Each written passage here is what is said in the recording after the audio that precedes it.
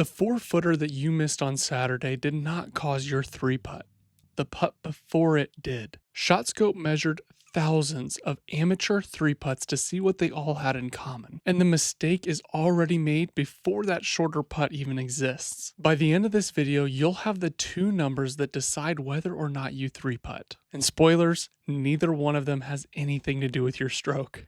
Real quick on why you can trust these numbers. Everything in this video comes from ShotScope's database, which includes over 80 million shots from amateurs just like you and me. Plus, PGA Tour ShotLink data, where we start to compare to what the PGA Tour does. So this is all concrete measured data, not just some made up rumor. This information I'm about to share with you has helped people break 90 for the first time, break 80 for the first time, and cut their handicaps in half. And that's all without me ever having to go work with them in person. This is all through this content that we're sharing and with the app that you can grab down below.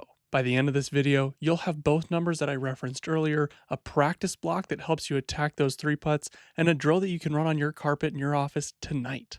This is all really simple, and it's already built into the free practice planner that you can grab down below. Where are 3-putts actually born? It's one distance, and you probably don't practice it enough. Most golfers think that 3-putts are a shorter putt problem. Obviously, the putt that we all replay in our mind after our rounds is that short 4-footer that we lipped out. But the 4-footer is kind of just the witness to the crime that happened earlier. ShotScope pulled the first putt distance on every 3-putt in their entire system. 83% of them started from more than 32 feet from the hole. Now, if you were to think through the last time you went and practiced your putting or warmed up for a round, how many putts are you practicing from more than 32 feet? And do you know if it's more than 32 feet? 32 feet is like a school bus. Are you pacing these off? Do you have a good understanding of how far each putt actually is? Now, before you start feeling bad about any of this, here's some perspective. Scratch golfers 3-putt 7.8% of their holes. A 25 handicap 3-putts nearly 25% of their holes. That's about 4 per round.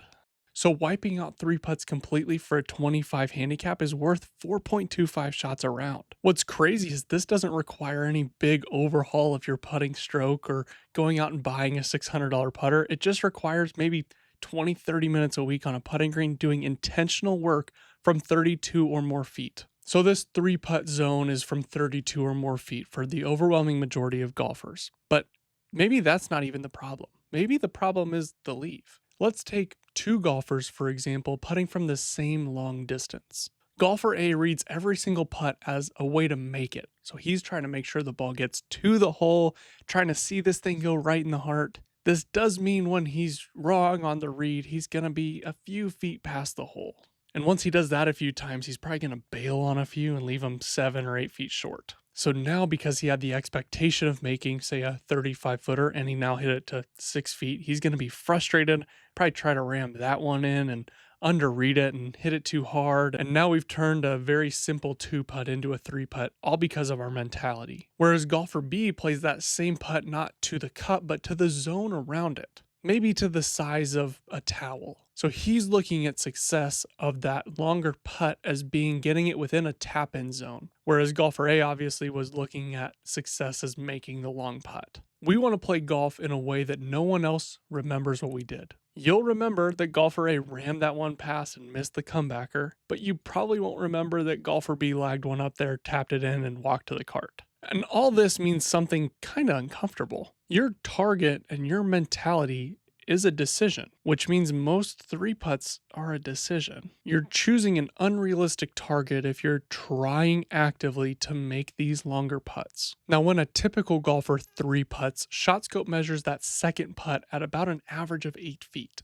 So if our first putt is starting at 32 or a little bit more feet, and the second one is ending up at 8 feet, that's a big problem, because even for the best putters on earth, PGA Tour players, an 8-footer is just a coin flip. Now, if we're able to get that putt within 3 feet, a 15 handicap makes 93% of those. A 20 handicap makes 90%. So if you get that first putt within 3 feet, you're almost guaranteed a 2-putt.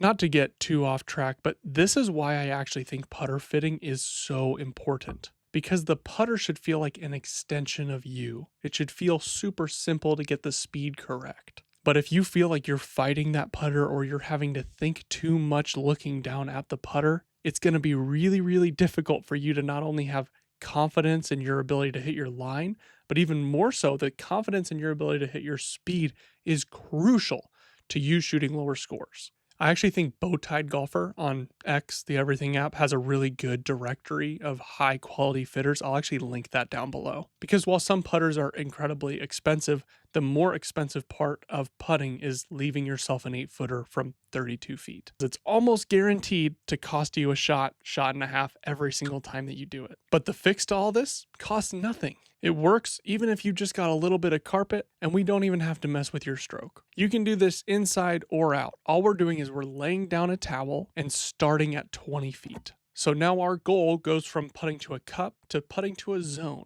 And the entire goal of this drill is to get each putt to land on the towel. We'll start at 20 feet and work back in increments of 5 feet, going until you miss, and then maybe you bump up one and restart. This adds a little bit of pressure to this drill as well, but this is expandable to your facilities and your time. Let's say you're trying to warm up in 2 minutes. You can even just throw a head cover down 2 feet from the edge of the green and putt to that zone. Or let's say you've got more time and you can go in foot increments and have to restart if you miss. All that we're trying to do here is learn the skill of getting the ball close to an object. And we're trying to learn how to do that right the first time. Because if you're hitting the same putt to the same target more than one time, if you're hitting it a second time, you're training for a mulligan and a scramble, and I don't think that's worth training for. Now, I'm sure a bunch of people have already commented these two objections down below. First, just get better at short putts. Just make more inside of 5 feet or 8 feet.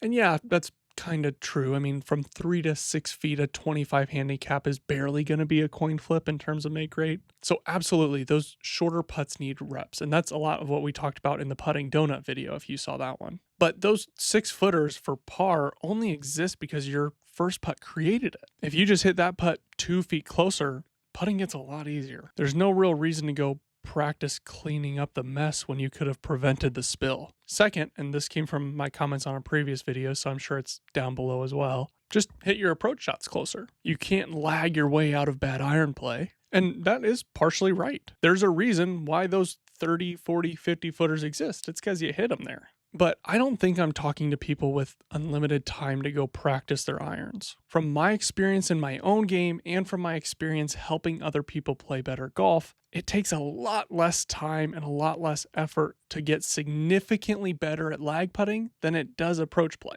It's also less costly. But I hear you, so I'm working on an iron play video in the future. Now, if you want to track all this on one scorecard line in your next round, here's how you're going to do it. This is extremely simple. Any putt outside of 32 feet, the cup is no longer the target. Picture that towel laying on top of the hole and putt to the towel. Now keep score on how many putts you're able to land on the towel. And you can simply put a little check mark or keep an actual score below your current score. But this is one way that you'll not only be conscious about it, but you can track if you get better over time. Now, if you do all this, that scary 4 or 5 footer will slowly go away. You don't need to go make more 5 footers. You need less 5 footers. So those two numbers I referenced earlier, 32 feet is the distance where 3 putts start becoming a problem, and 8 feet is where they start killing you. If you shrink that second number, the leave on the first putt distance stops really mattering. We've got like 137 days until Christmas, which means you've got enough time left in the rest of the year to completely change your game. But it all starts today. If you want to do that manually, grab the practice planner down below. If you want to have an app do it for you, you can get 7 free days of the Play Ready Golf app down below. We've talked through now what to blame, but there are really only 2 distances worth practicing. And in between is a complete trap. That video is right here. I'll see you next time.